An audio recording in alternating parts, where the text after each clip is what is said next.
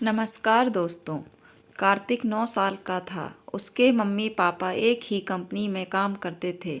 उनके ऑफिस चले जाने के बाद वो अकेला रह जाता था, इसलिए उसका ध्यान रखने के लिए घर में एक नैनी रखी हुई थी। कार्तिक अपने मम्मी पापा की इकलौती संतान था, इसलिए कार्तिक की हर इच्छा पूरी की जाती थी। कार्तिक के पास ढेर सारे खिलौने थे, पर नैनी और खिलौनों के साथ खेलते हुए वो ऊब चुका था। इसलिए एक दिन उसने मम्मी पापा से कहा कि वो लोग उसे छोड़कर ऑफिस ना जाया करें और उसके साथ घर में ही रहें। मम्मी पापा के लिए ऑफिस छोड़कर घर पर रहना संभव नहीं था, इसलिए उन्होंने नैनी से कहा कि वो कार्तिक को पास के ही पार्क में रोज घुमाने ले जाया करे। उनका कहा मानकर नैनी कार्तिक को पास के ही एक पार्क में ले गई। शाम का वक्त था। पार्क में बहुत सारे लोग थे। वहाँ झूले लगे हुए थे जिन पर बच्चे झूल रहे थे। कार्तिक भी उन सब बच्चों के साथ झूलने लगा। झूलते हुए एक बच्चा अचानक ही झूले से गिर गया और रोने लगा। उसको रोता देख उसकी दादी उसके पास आई और उसे गोद में उठाकर चुप कराने लगी। बच्चे को चुप कराने के लिए उसकी दादी ने पार्क में ही खड़े आइसक्रीम वाले से आइसक्रीम भी दिलवा दी। बच्चा चुप हो गया।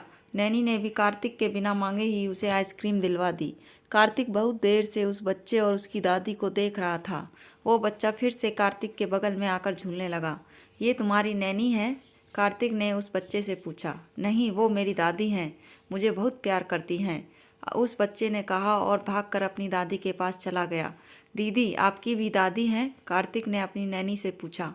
नहीं, मेरी दादी तो अब इस दुनिया में नहीं रही, पर नानी है और नाना जी भी, नैनी ने बताया।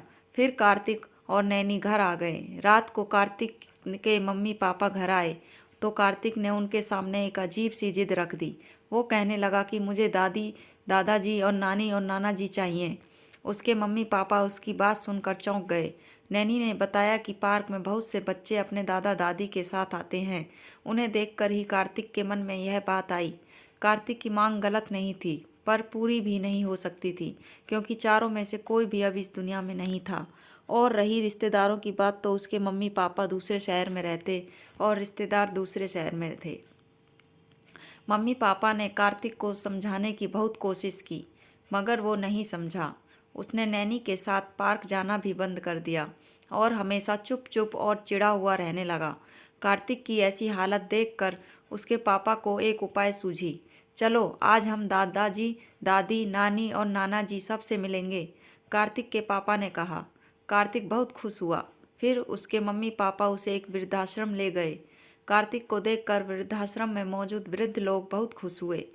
उन्हें कार्तिक के रूप में एक पोता मिल गया था और कार्तिक को दादा दादी। कार्तिक सभी के साथ खूब खेलता रहा। फिर वो लोग रोज शाम को वृद्धाश्रम के लोगों से मिलने जाने लगे। कहानी अगर पसंद आए तो लाइक करें, चैनल को सब्सक्राइब करें। धन्यवाद।